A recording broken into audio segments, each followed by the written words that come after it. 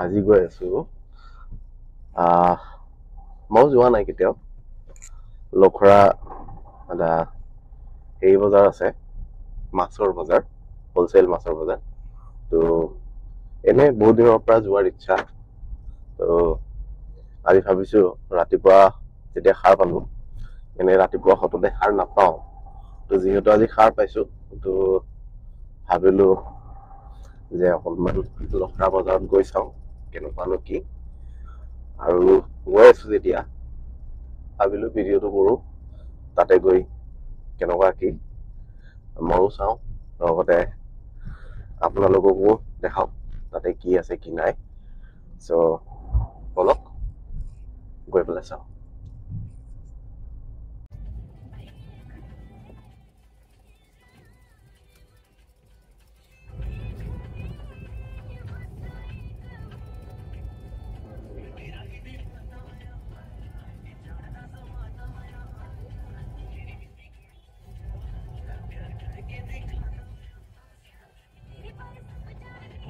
আহি পালো এই লখৰা মাছৰ বজাৰ এইটো অকণমান ঘূৰাই দেখাই দিবা ইফালে তো এয়া হ'ল বজাৰ তো আমি সোমাই গৈছো গাড়ী পাৰ্ক কৰিলো এতিয়া তো এতিয়া আমি ইফালেদি সোমাম আৰু ইফালেদি ওলাই গোটেইখিনি এৰিয়া চাম ক'ত কি আছে তো বলক চলো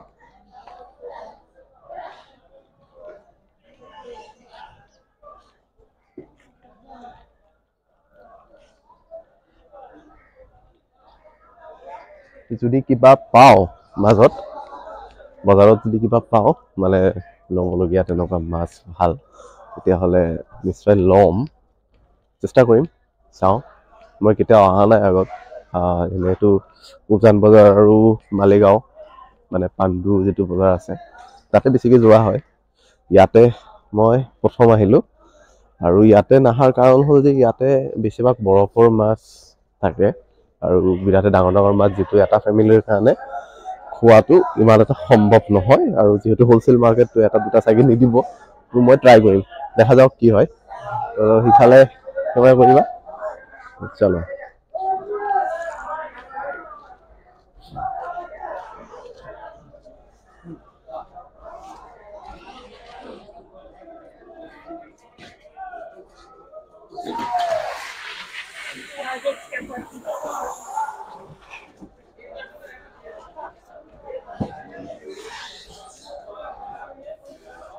এইটো মাছ চোৱা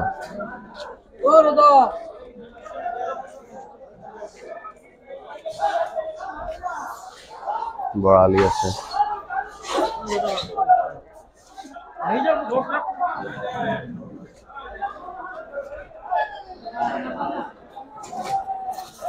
खरीद के लाए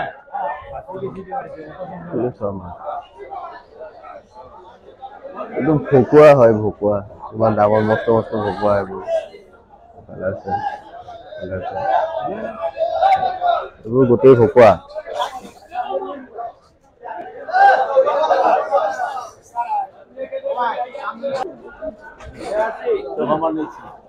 दादा ये किमान के कार्टून लेना पड़ेगा सब सब कार्टून लग लगे এটা দুটা ইয়াতে বিক্রি নকৰে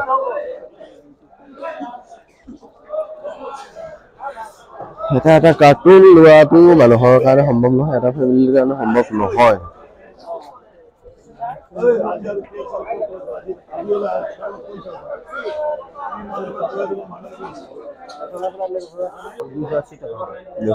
কিলো এইটো কিমান কিমান ওজনৰ হ'ব এইবোৰ 4 কেজি 5 কেজি হ'ব ন হা হা এইটো বমাৰ আচ্ছা কিমানকে গ'লে আৰু এইটো 200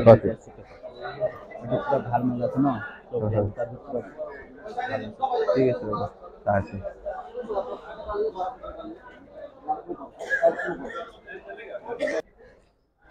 সো মাছ চালু কিন্তু ঘটনা হৈ গ'ল যে এটা দুটা মাছ নিশ্চয় বিক্ৰী নকৰিব কিয় কাৰণে হোলচেল মাৰ্কেট কিন্তু সিফালে আপোনাৰ যিটো আমাৰ উজান বজাৰ আছে, উজান বজাৰত গ'লে ফ্ৰেছ মাছ, একেবাৰে ফ্ৰেছ নদীৰ বা পুখুৰীৰ হওক ফ্ৰেছ মাছ পায়। কিন্তু ইয়াতে মই ফ্ৰেছ মাছ ক'তো নেদেখিলোঁ, চব গোটেই বৰফৰ মাছ। আপোনালোকে নিশ্চয় দেখা পালে গোটেই বৰফৰ, আৰু বৰফৰ মাছ যিহেতু দাম বহুত কম। আৰু ইয়াতে যিটো ভকুৱা ডাঙৰ চাইজৰ ভকুৱা 290 টকা, আৰু তাতকৈ অকণমান মিডিয়াম চাইজ মানে 4 কেজি 5 কেজি ওজনৰ 280 টকাকৈ। আৰু চেম মাছ যদি আমি হেৰিৰ পৰা ল'ব খোজোঁ, আমাৰ কি বুলি কয় উজান বজাৰত, তেতিয়াহ'লে ভকুৱাৰ দাম ফ্ৰেছ একদম জিন্দা মাছ তাতে দাম হৈ গৈ 450, 350 ওপৰত, তাৰ তলত নাহে। বাকী মাছো চালোঁ, বাকী মাছৰো দাম ইমান বেছি নহয়, যিহেতু বৰফৰ মাছ। আৰু বৰফৰ মাছ মই পাৰ্চনেলি খোৱা পচন্দ নকৰোঁ।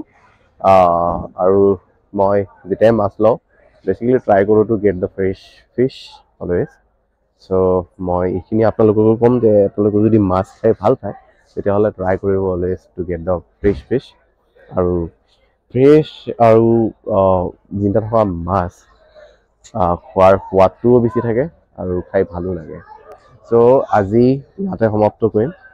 আচলতে বেলেগ ক'ৰবাত গ'লে মই ভিডিঅ' এটা বনাম নিশ্চয়। ত' আজি মই প্ৰথম আহিছিলোঁ, যদিও ইচ্ছা আছিলে মাছ কিনিম, আৰু মাছ কিনাৰ কাৰণে মই এইটো পইচাও লৈ আহিছিলোঁ, কিন্তু ভাল নালাগিল মাছ। বৰফৰ মাছ মই ক'লোৱে, যিহেতু মই সৰু মাছ হ'লেও ভাল পাওঁ, কিন্তু সেইটো ফ্ৰেছ হ'ব লাগিব, জিন্দা হ'ব লাগিব। ত' গুৱাহাটীত ইজিলি পোৱা যায়, আমাৰ ঠাইততো আহি যায়। কিয় কাৰণে ইফালে হাজো বা সিফালৰ পৰা যিবোৰ বেপাৰী আহে তেওঁলোকে লৈ আহে, আৰু আমি তেওঁলোকৰ পৰাই প্ৰায়ে লৈ থাকোঁ। আৰু কিছুমান বেপাৰী এনেকুৱা মোৰ ফোন নম্বৰ তেওঁলোকে লৈ থৈছে বা মই লৈ থৈছোঁ, কেতিয়াবা ফোন কৰি দিওঁ, তেওঁলোকে মোৰ নিজৰ ইচ্ছামতে মাছ আহি ঘৰত দি থৈ যায়। ত' যিয়ে নহওক আজিৰ কাৰণে ইয়াতে টাটা, বাই বাই।